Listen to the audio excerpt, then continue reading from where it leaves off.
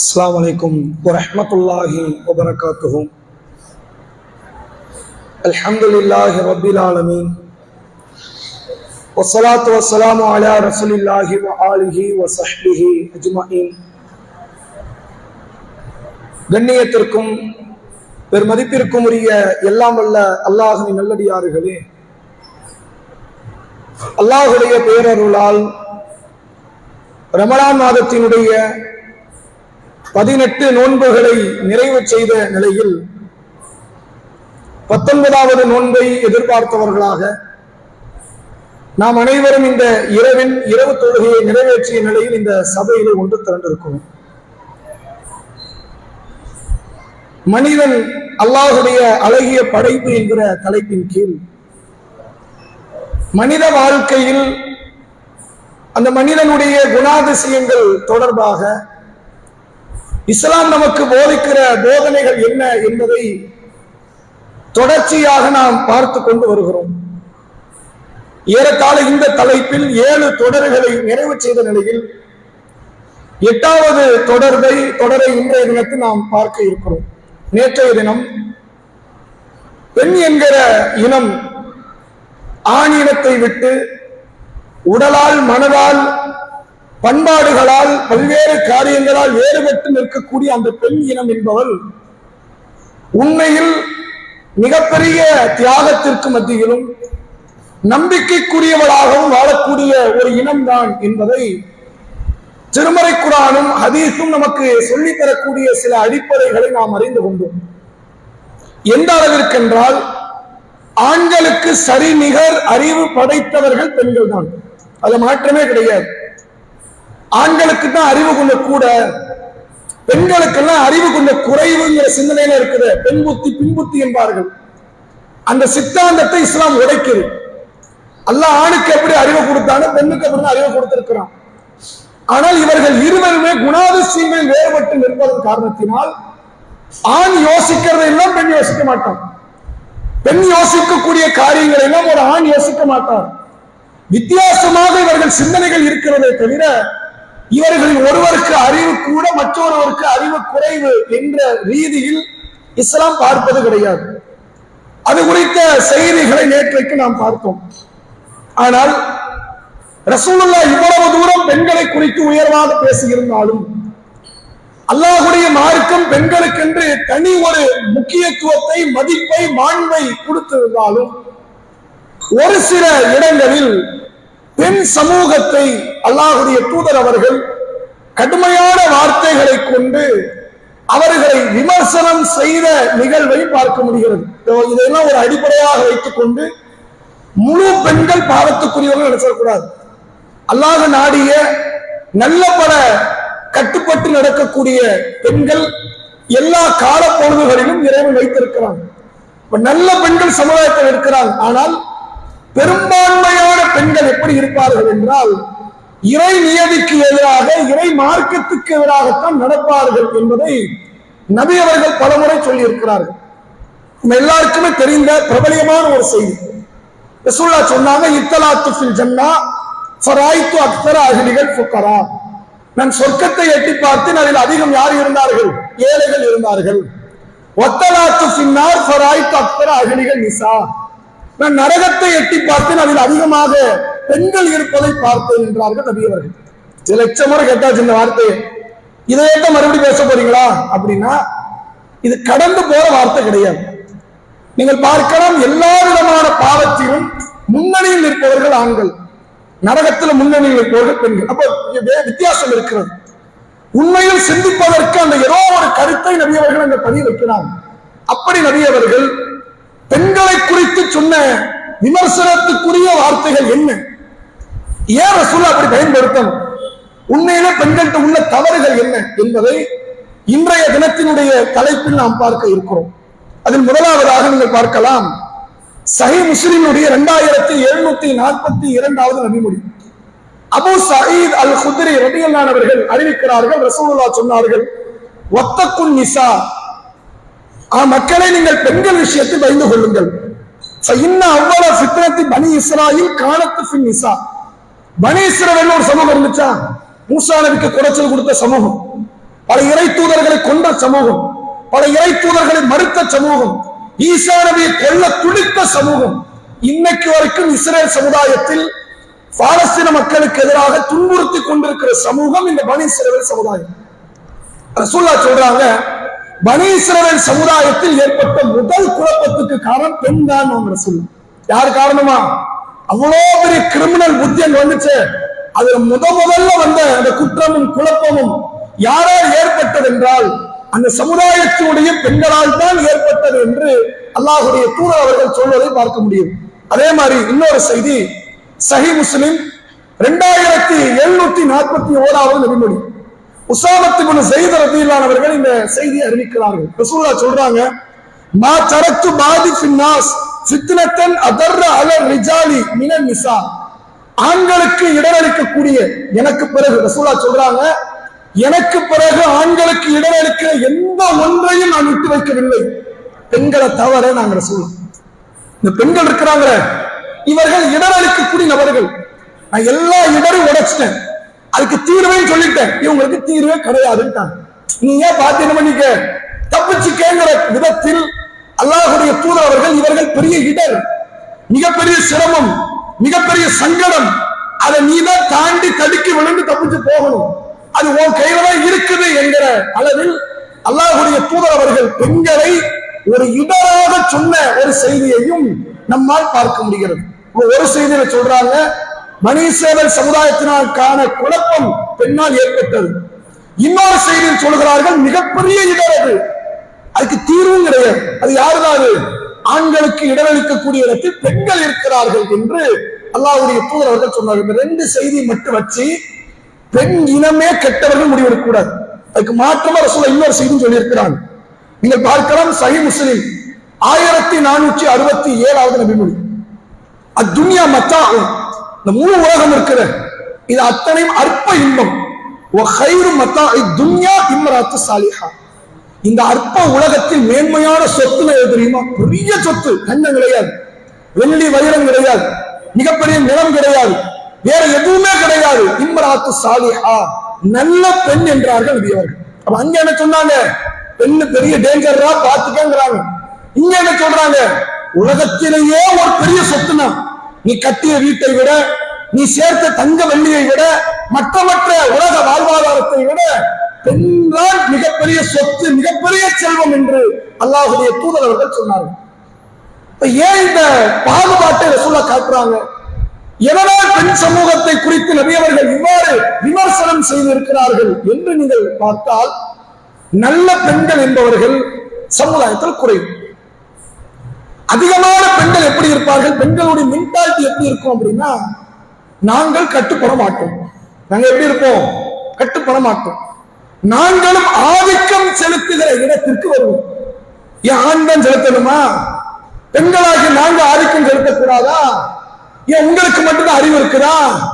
எங்களுக்கு அறிவு இருக்காதா? உங்க பேச்சுக்கு நாங்க கட்டுப்படணுமா? எங்க பேச்சுக்கா நீங்க கட்டுப்பட மாட்டீங்களா? அப்படிங்கிற அந்த கட்டுப்பாட்டை மீறிய தன்மை இருக்கிற இதுதான் பெண் சமூகத்திற்கான வழிகேட்டுக்கு காரணம் என்று இஸ்லாம் சொல்கிறது. அதுக்கு என்ன ஆதாரம் என்றால், திருக்குர்ஆனில் நீங்கள் பார்க்கலாம், சூரா நிசா 4வது அத்தியாயம் 34வது வசனம். அல்லாஹ் சொல்கிறான் பாருங்கள், அர்ரிஜாலு கவ்வாமூன அலன் நிசா. பெண்களை ஆண்கள் தான் நிர்வாகம் செய்யணும். அந்த மேல உட்கார்ந்து கட்டி இழுக்கிறவன் யாரா இருக்கணும்? அவன் ஆம்பளையா இருக்கணும். கட்டுப்படுகிற இடத்துல யாரும் இருக்கணும்? பெண்களும் இருப்பாங்க. பெண்கள் மட்டும் இருக்கக்கூடாது. பிள்ளைங்க யாரு? ஆம்பளை தானே. பசங்க இருப்பாங்க, அண்ணன் தம்பி இருப்பாங்க, மற்ற நபர்கள் இருப்பாங்க. ஆனால் முழுமையாக பெண்கள் கீழ்ப்படுகிற இடத்தில் இருப்பார்கள். அதை நிர்வாகத்தை கட்டி அமைக்கிற இடத்தில் யாரும் இருப்பா?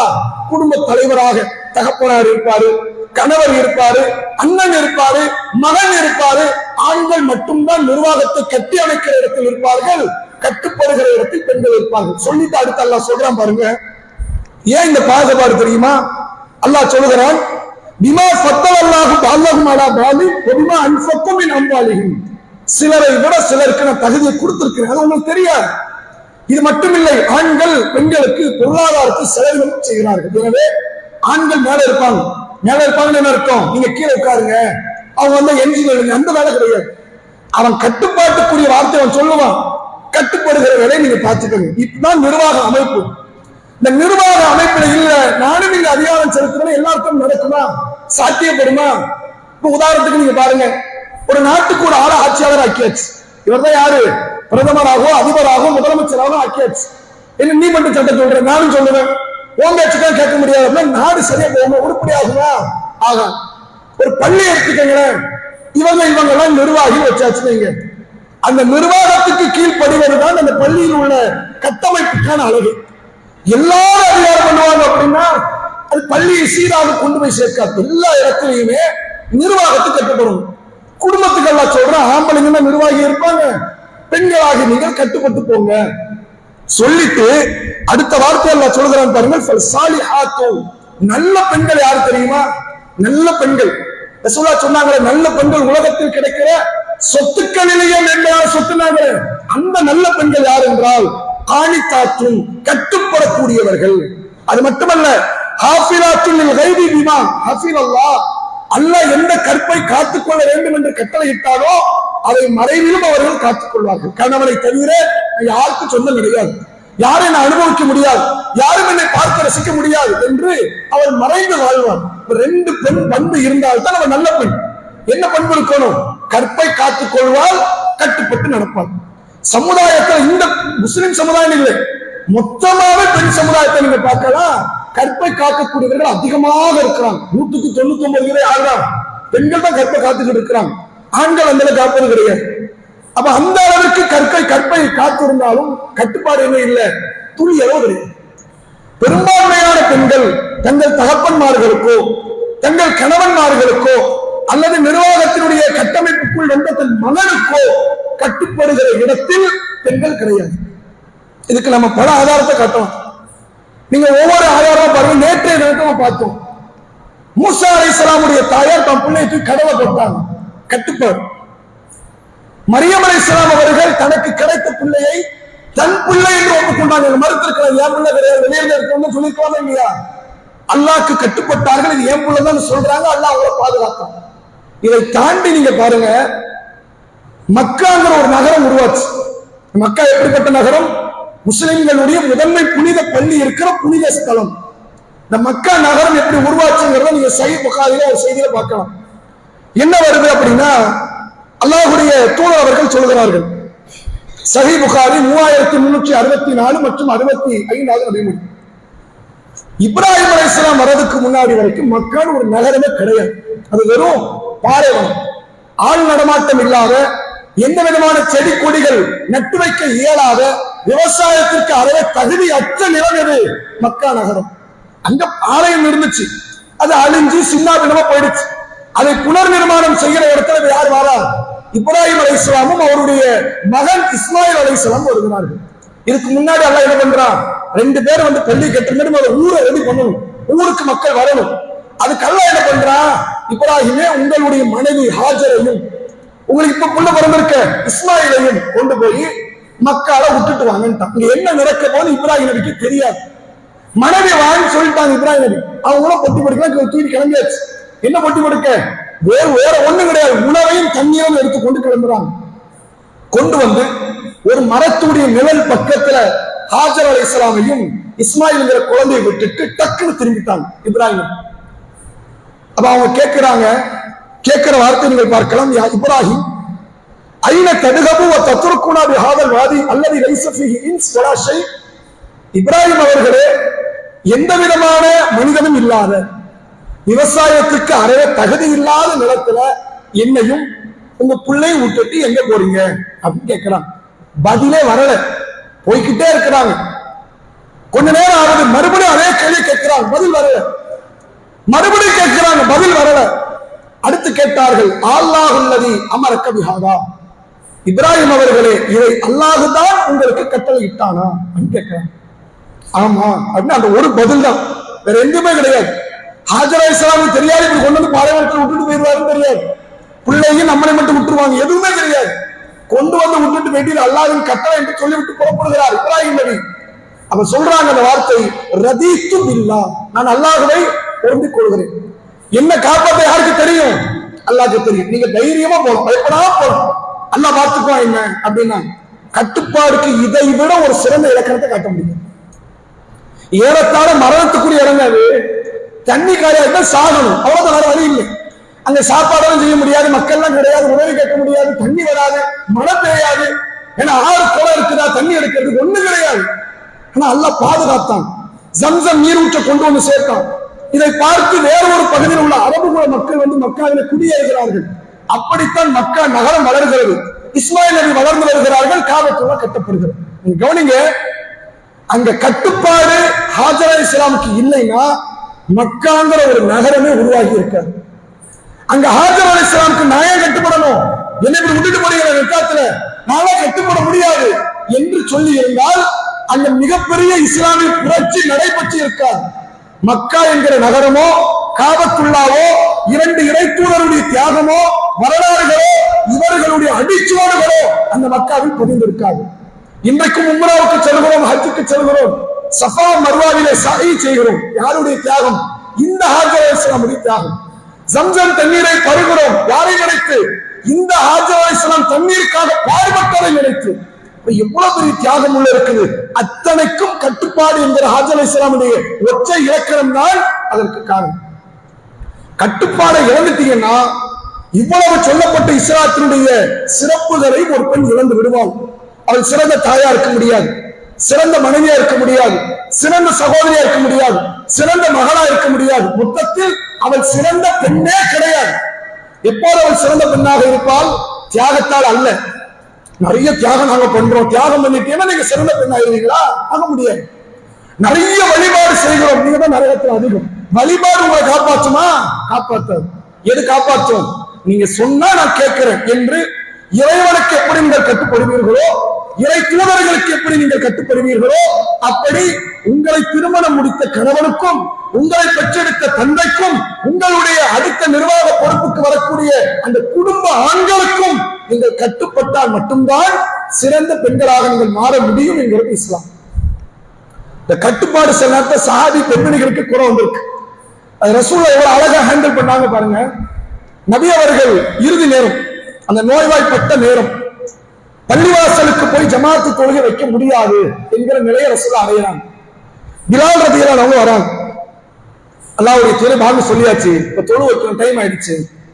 நபி அவர்கள் சொல்றாங்க, செய்தி சஹீஹ் புகாரி 712வது நபி மொழி, முர்ரு அபூபக்கர் ஃபல்யுஸல்லி, அபூபக்கருக்கு நீங்க சொல்லுங்க போய் அவர் தொழ வைப்பார் அப்படின்ட்டாங்க. முடிஞ்சு வச்சா? பக்கத்துல ஆயிஷா நாயகி இருக்கிறாங்க. அபூபக்கருக்கு அவங்க யாரு? மகள், ரசூலுல்லாஹ்க்கு மனைவி. அப்ப ஆயிஷா நாயகி ஒரு கருத்து சொல்றாங்க, இன்னும் அபூபக்கர் ரஜுல் ஆசிஸ், அல்லாஹ்வுடைய தூதரே அபூபக்கர் என்ற என்னுடைய தந்தை ரொம்ப இலகிய மனம் படைத்த ஒருவன்.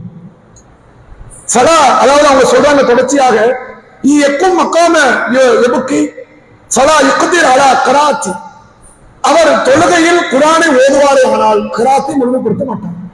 என்ன செஞ்சிருவாரு? அதற்குள்ள அழ ஆரம்பித்து விடுவார். அது அவருடைய பண்பு. ஏதாவது ஒரு சூறா எடுத்து ஓதுவார், ஒரு இடத்துல அழுக வரலாம், 2 இடத்துல அழுக வரலாம். எப்போதும் அழக்கூடிய மனிதர் என் தந்தை, ரொம்ப இலகிய மனம் கொண்டவர். நீங்க கொண்டு போய் தொழுகை நிறுத்துறீங்க, தப்பீரை கட்டி அழுகும் சூறா ஓதுவார், அழுதுகிட்டே இருப்பார். அடுத்த சூறா ஓதுவார், அழுதுகிட்டே இருப்பார். மக்களுக்கு சிரமம் ஆயிராதா? நீங்க அவரை மாற்றுங்க, வேற ஆளை போடுங்க அப்படிங்கிறாங்க. இப்போ இருக்கிற பிரச்சனையா? ஒரு பிரச்சனை இல்லை, சரியான கருத்து.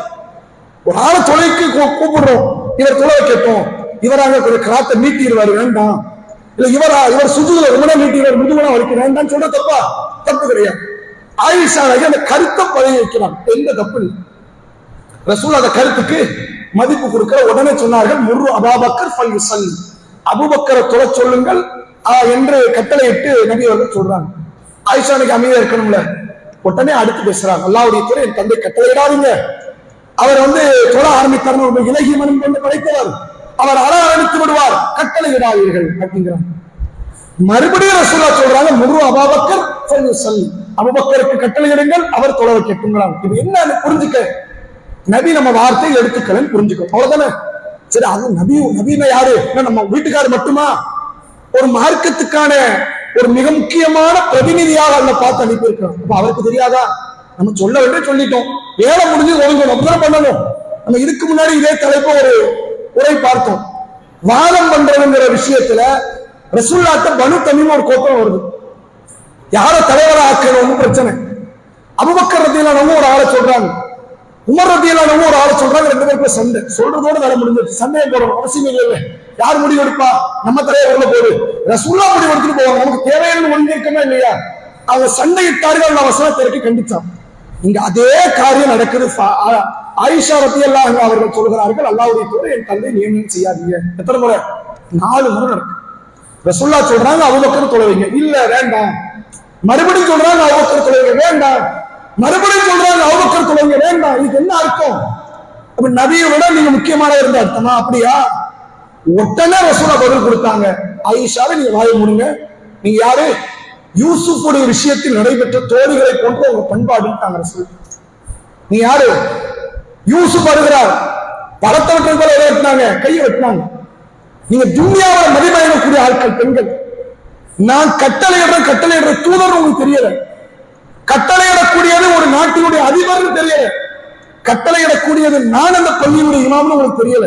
நான் தகுதி உள்ள இடத்துல தானே இருக்கிறேன். தகுதி இல்லாத யாரோ இல்லையே. அப்ப தகுதி உள்ளவருக்கு தெரியும் உடனே இல்லையா?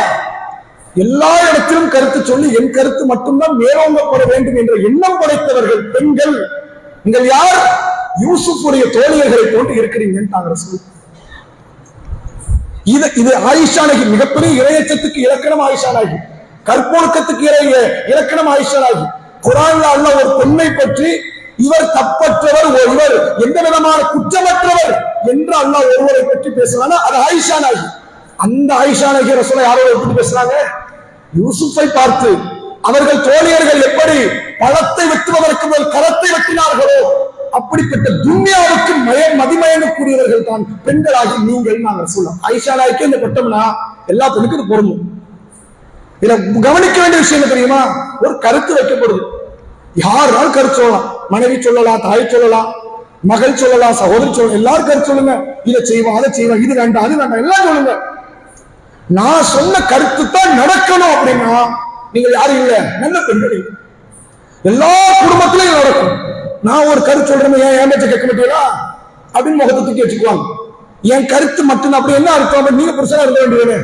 அதெல்லாம் அர்த்தம் நான் தான் நிர்வாகம் பண்ணுவேன். அல்லாஹ் சொல்றேன், இல்லம்மா ஆம்பளைங்க இல்ல இல்ல நான் தான் பண்ணுவேன். அப்ப நான் தான் பண்ணுவேன், நீ நரகம் போய் பண்ணுன்றாங்க. இதான் அதனுடைய அளவுகோல். நீங்கள் வழிபாட்டில் குறைவுள்ளவர்களே கிடையாது. நீங்கள் ஈமானில் குறைவுள்ளவர்கள் கிடையாது. நீங்கள் தியாகத்தில் குறைவுள்ளவர்கள் கிடையாது. நீங்கள் கட்டுப்பாட்டில் அறவே கட்டுப்படாதவர்கள் நீங்கள் என்று இஸ்லாமிய மார்க்கம் சொல்லித்தரக்கூடிய அடிப்படைகளை நம்மால் பார்க்க முடிகிறது. அதே போன்று அல்லாஹ்வுடைய தூதர் அவர்கள் இந்த கட்டுப்பாடு மீறி நடக்கிற பல நிகழ்வுகளை பல இடத்துல நமக்கு சொல்லித்தராங்க. எந்தெந்த இடத்திலெல்லாம் ஒரு பெண்களுடைய கட்டுப்பாடு மீறி நடக்கும், எந்தெந்த இடத்திலெல்லாம் ஒரு பெண் தவறிழைப்பதற்கான காரணங்கள் நடக்கும் என்பதை மார்க்கம் சொல்லுது. அதை இன்ஷா அல்லாஹ் நம்ம நாளைய தினத்தில் அதனுடைய செய்திகள் நம்ம தெரிந்து கொள்வோம். ஆனால் ஒரு பெண் என்றைக்கு நல்ல பெண்ணாக இருக்க முடியும் என்றால் தியாகத்தால் அல்ல. எனவே இஸ்லாம் ஒரு ஜிஹாதுக்கு வேண்டாம். அப்படிதானே? ஆண்கள் ஜிஹாதுக்கு வரணும், பெண்கள் நீங்க என்ன செய்ய வேண்டாம், ஜிஹாதுக்கு வர வேண்டாம். அமல்களாலையா? ஆண்களுக்கு வருஷம் 365 நாள் சாகர வரைக்கும் தொழுதே ஆகணும். அவங்களுக்கு எப்படி? மாசத்துக்கு மாசம் சில நாட்கள் விடுமுறை. அப்ப நீங்க அமல்களாலும் நெருங்க போறது இல்லை. அமல்களை பார்த்தால் ஆண்கள் தான் முன்னணியில் நிற்பாங்க. தியாகத்துல பார்த்தா ஆண்கள் தான் முன்னணியில் நிற்பாங்க. இரையச்சம் ஈமான்லயே பாருங்களேன். அதுலயும் அல்லாஹ்வுடைய தூதர் அவர்கள் சொன்னார்கள், கைரு நிசாயிஹா மரியம் வ கைரு நிசாயிஹா கதீஜான்னு சொல்லலாம். என்ன அர்த்தம்? அன்றைய காலத்தில் சிறந்த பெண் மரியம், இன்றைய காலத்தில் சிறந்த பெண் யார்? கதீஜா. மரியமுக்கு அடுத்து வேற யாருமே சிறந்த பெண் இல்லைட்டாங்க. மரியமுக்கு முன்னாடி அந்த குவாலிட்டியில எந்த பெண்ணுமே கிடையாதுட்டாங்க. கதீஜாவுக்கு பின்னாடியும் அந்த குவாலிட்டி யாரு கூட வர முடியாது. ஆயிஷா நாயகி கூட அந்த இடத்தை அடைய முடியாது. நபி அவர்கள் சொன்னார்கள், ஆண்களில் எவ்வளவோ பேர் ஈமானில், தியாகத்தில், அர்ப்பணிப்பில் முழுமைப்படுத்தியவர்கள் உண்டு. பெண்கள் ரெண்டு பேர் தான். 2 பேர். யார் அந்த 2 பேர்? ஒன்று மரியம் பின்த் இம்ரான், இன்னொருவர் ஆசியா இம்ராத்து ஃபிரௌன். ஃபிரௌனுடைய மனைவி ஆசியாவும் இம்ரான் அவர்களுடைய மகள் மரியம் என்று அல்லாஹ்வுடைய தூதர் அவர்கள் சொன்னார்கள். என்ன அர்த்தம்? வேற யாருமே ஈமான் கொண்டவங்க எப்ப பேசும்போது கூட ஹாஜர் அலைஹிஸ்ஸலாம் பத்தி பேசணுமே, மூசா நபி தாயாரை பத்தி பேசணுமே, நம்ம தாயார் ஹவ்வா அலைஹிஸ்ஸலாம் இருக்கிறாங்க, எவ்வளவு பேர் இருக்கிறாங்க. ஏன் அவங்க எல்லாம் அந்த இடத்துக்கு வரல என்றால், அந்த இடத்துக்கெல்லாம் வரணும்னா தியாகத்தை மட்டும் வச்சு வரணும்னா ஆம்பளைங்க எல்லாம் முந்தினாங்க. பெண்கள் தான் மோசப்பல நிற்பாங்க. தியாகம் மட்டும் காரணம்னா அது காரணம் கிடையாது. அர்ப்பணிப்பு மட்டும் காரணம் முதல் இடத்துல தான் இருப்பா. கண்டிப்பா பெண்கள் தான் இருப்பாங்க. அல்லது ஈமானிய உறுதி, அல்லது ஈமானிய உறுதி என்று எடுத்துக்கொள்ள யார் இருப்பா? பெண்கள் இருப்பாங்க நிறைய. அல்லது அதிகமான வழிபாடு என்று எடுத்துக்கொண்டால் யார் இருப்பா? பெண்கள் இருப்பாங்க. ஆனா என்ன தெரியுமா பிரச்சனை? கட்டுப்பாடு என்று எடுத்துக்கொண்டால் ஆம்பளை கட்டுப்படுற அளவுக்கு பொம்பளை கட்டுப்படுறது இல்லை. அது அல்லாஹ்க்கும் சரி மற்றவங்களுக்கும் சரி. அந்த கட்டுப்பாடு இல்லை என்பதனால் தான் ஆண்களின் அதிகம் முழுமை பெற்றவர்கள் உண்டு, பெண்களின் முழுமை பெற்றவர்கள் ரெண்டு பேர் தான். ஒன்று மரியம், இன்னொன்று ஆசியா. இன்னொரு இடத்தில் சொன்னார்கள், அன்றைய கால சிறந்த பெண் மரியம், இன்றைய கால சிறந்த பெண் ஹதீஜா என்றார்கள் நபி அவர்கள். அதை உணர்ந்து கொள்ளுங்கள். சிறந்த ஒரு பெண்ணாக வாழ்வது அர்ப்பணிப்பால் அல்ல, தியாகத்தால் அல்ல, வழிபாடுகளால் அல்ல. ஏன்னா அது எல்லாமே உங்களுக்கு நல்லதா இருக்குது. அப்படி இருந்து ஏன் நரகவாசின்னு சொல்லணும்? நம்ம உலகத்துல இப்ப உள்ள காலத்தை பெண்களை பார்த்து சொன்னா வேற.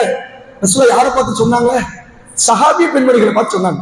அவங்க தானே ஹிஜ்ரத் பண்ணி வந்தது. அவங்க தானே ரசூலுல்லாஹ்வுக்காக எல்லாவற்றையும், மார்க்கத்துக்காக எல்லாத்தையும் துறந்தது யாரு? இந்த சஹாபாக்களை போன்ற அந்த சஹாபி பெண்மணிகள். பெருநாள் தொழில் நின்று கேட்க சொல்றாங்க, நீங்கள் தான் நரகத்தில் அதிகம். நாங்க என்ன காரணம்? உங்கள்கிட்ட கட்டுப்பாடு இல்லை. அந்த கட்டுப்பாடு, நாவடக்கம், பேச்சினுடைய ஒழுக்கம் நமக்கான நிலை இருந்தா அல்லாஹ் நம்மளை இப்படித்தான் வச்சிருக்கிறார் என்று ஒரு ஆட்சியாளனுக்கு எப்படி முழு குடிகளும் கட்டுப்படுகிறதோ, ஒரு ஊர் தலைவனுக்கு எப்படி ஊர் மக்கள் எல்லாரும் கட்டுப்படுகிறார்களோ, ஒரு இறை தூதருக்கு எப்படி இறை தூதருக்கு பின்பற்றக்கூடிய முஸ்லிம்கள் கட்டுப்படுகிறார்களோ, அப்படி கணவனுக்கு, தந்தைக்கு, சகோதரருக்கு கட்டுப்படுகிற இடத்தில் ஒரு பெண் வாழ்வாளை ஆனால் அவள்தான் மிகச்சிறந்த பெண் என்று இஸ்லாமிய மார்க்கம் சொல்கிறது. இந்த ஒரு இடத்தை மட்டும் அடைஞ்சிட்டா போதும். அந்த பெண் கிடைக்கிற அந்த மாண்பை, மகத்துவத்தை வேற யாரும் பெற்றுக்கொள்ள முடியாது. ஹதீஜா நாயகி அதை அழகாக பெற்றுக்கொண்டார்கள். ஹதீஜா நாயகி இஸ்லாத்துல இருந்து வேற 8 வருஷம் தெரியுமா உங்களுக்கு? எத்தனை வருஷம் இருந்தாங்க இஸ்லாத்துல? 8 வருஷ காலம் இருந்தாங்க. ஆயிஷா நாயகி இஸ்லாத்துல எத்தனை வருஷம் இருந்தாங்க? அவங்க சொல்றாங்க ஒரு இடத்துல, ஆயிஷா நாயகி எனக்கு விவரம் தெரிந்ததிலிருந்து என் தந்தையும் தாயும் முஸ்லீமா இருக்கிறாங்க. யாரு? அபூபக்கர். ஆயிஷா சொல்றாங்க, எனக்கு விவரம் தெரிஞ்சதுல எங்க அப்பா முஸ்லீம் தான், அவர் என்ன காஃபிராலும் பார்த்ததில்லை. எங்க உம்மா யாரு? முஸ்லீம் தான். விவரம் தெரிந்தவரிலிருந்து முஸ்லிமாக இருந்து ஏறத்தாழ 58 வயது வரை இஸ்லாமியராக வாழ்ந்து மரணித்தவர் ஆயிஷா நாயகி. ஆனால் ஹதீஜா நாயகி இஸ்லாத்தை அடையும் போது அவருடைய வயது என்ன தெரியுமா? ஏறத்தாழ 55 வயசு. ரசூலுல்லாஹ்க்கு 25 வயசு, ஹதீஜா நாயகிக்கு 40 வயசு. கல்யாணம் முடிஞ்சது. ரசூலுல்லாஹ்க்கு 40 இஸ்லாம் கிடைக்குது. அப்ப ஹதீஜா நாயகிக்கு எத்தனை வயசு? 55. மௌத்தானது 63. எத்தனை வயசுல மௌத்தானாங்க? ஹதீஜா நாயகி, ரசூலுல்லாஹ், அபூபக்கர், உமர் 4 பேர் ஒரே ஏஜ்ல மௌத்தானாங்க. 63. ஹதீஜா நாயகி இஸ்லாத்துல இருந்தது எத்தனை வருஷம்? 8 வருஷம். 8 வருஷத்துல நல்ல ப்ராப்பரான தொழுகை கிடையாது. மக்கள் அப்படித்தானே, தொழுகை நல்ல முறையில் அருளப்படல. அதனுடைய சட்டத்திட்டங்களே ஒரு முழுமைப்படுத்தப்படாமல் இருந்தது மக்காவில். மக்கால ரமலான் நோன்பு கிடையாது, மக்கால தெளிவான ஹஜ்ஜி சட்டம் கிடையாது, மக்கால ஜக்காத்து கிடையாது. எதுவுமே இல்லாம எப்படி 8 வருஷத்துக்கு ஒரு பெண்ணால சொல்ல போக முடியும்? யோசிக்கணுமா இல்லையா? இது எல்லாம் இருந்து பல சகாபிய பெண்மணிகளால போக முடியல, அந்த நற்சான்று எடுக்க முடியல. 8 வருஷ காலம் மக்கால வாழ்ந்தார்கள் ஹதீஜா நாயகி. ஆனால் தொழுகை இல்லை, ப்ராப்பரா கிடையாது. இருந்துச்சு 5 வேளை தொழுகை மட்டும் இருந்துச்சது. எல்லாமே 2 ரக்காத் தான். ஃபஜர் 2, லுஹர் 2, அஸர் 2, மக்ரிப் 2, இஷா 2, எல்லாம் 2.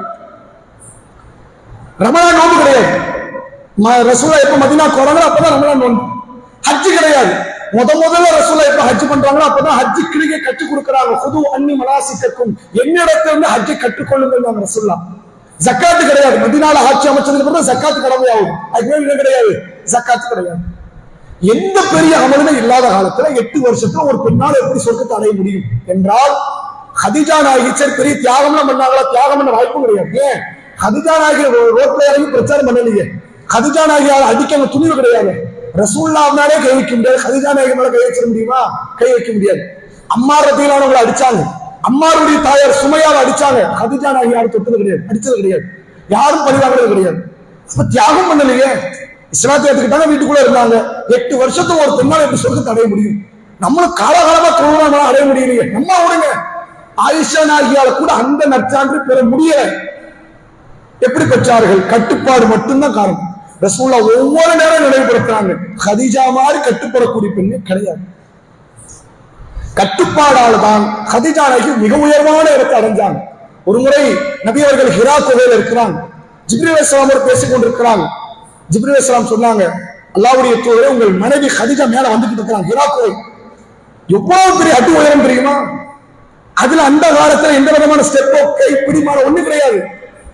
ஏறத்தாழ அந்த வயது, அந்த நேரத்தில் கதீஜா நாயகி வயசு 55 தாண்டி இருந்துச்சு. 55 வயதை தாண்டி ஒரு மூதாட்டி பெண் உங்களுக்கு உணவளிப்பதற்கு குழந்தையோ உணவையோ எதையோ கொண்டு வந்து இருக்கிறாங்க.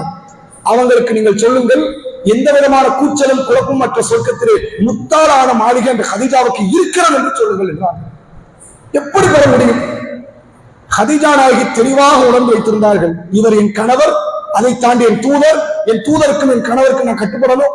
அவர் எல்லுன்னா நம்ம என்ன அணிக்கணும், ஓட போட்டால் ஓட போட்டோம், தெளிவாக கட்டுப்பட்டார்கள். ஒரு நாள் வரும்பொழுது கூட தன் கணவருக்கு எதிரான வார்த்தையை, ஒரு பார்வையை, ஒரு மூச்சை கூட வெளிப்படுத்தாத விதத்தில் கட்டுப்பட்டதன் காரணமாகத்தான் கதீஜா நாயகி வாழுகிற தருணத்தில் சொர்க்கத்திற்கான நன்மாராயத்தை பெற்ற நிலையும் அறிவித்தார்கள். எல்லா சஹாபி பெண்மணிகளுக்கும் அல்லாஹ்வுடைய அருள் சொர்க்கம் இருக்கு.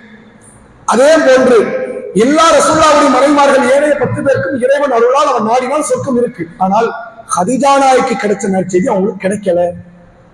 இதே மாதிரி தருணம் இன்னொரு இடத்துல ஆயிஷா நாயகி நடக்கும். ஆனா சொர்க்க மாளிகைன்னு வராங்க. ஆயிஷா நாயகி ஒரு முறை இருக்கும்போது ஜிப்ரீல் அலைஹிஸ்ஸலாம் ரசூலுல்லாஹ் வந்து பேசுறாங்க. அப்ப ரசூலுல்லாஹ் சொல்றாங்க, அல்லாஹ்வுடைய தூதரே, உங்கள் மனைவி ஆயிஷாட்ட சொல்லுங்க, அல்லாஹ்வின் புறத்தில் இருந்தும் எனது புறத்திலிருந்தும் சலாத்தை எடுத்து சொல்லுங்க. என்ன சொல்லுங்க? சலாத்தை சொல்லுங்க. அதோடு முடிஞ்சிருச்சு. அங்க கதீஜா நாயகி 8 வருஷம் வாழ்ந்தாங்கல்ல, இந்த ஆயிஷா நாயகி தியாகம் எவ்வளவு பெருசு. ஆனால் ஆயிஷா நாயகி அந்த நற்சான்று கிடைக்கல. ஆயிஷா நாயகி அல்லாஹ்வுடைய அருளால் சொர்க்கவாசி. ரசூலுல்லாஹ் வேற வேற இடத்துல நினைவுபடுத்தி இருக்கிறாங்க. ஆனால் அங்கு கிடைத்த நற்சென்று இங்க நற்சான்று கிடைக்கல. என்ன காரணம்? அவர்களை போன்ற கட்டுப்படக்கூடிய பெண் இனி இந்த துனியால கிடையாது. அதனால்தான் மறுபடியும் நபி அவர்கள் சொன்னார்கள், இன்றைய கால சிறந்த பெண்ணா அது கதீஜா தான். கட்டுப்பாடால் மட்டுமே மிக உயர்வான இடத்தை அடைந்தவர் கதீஜா.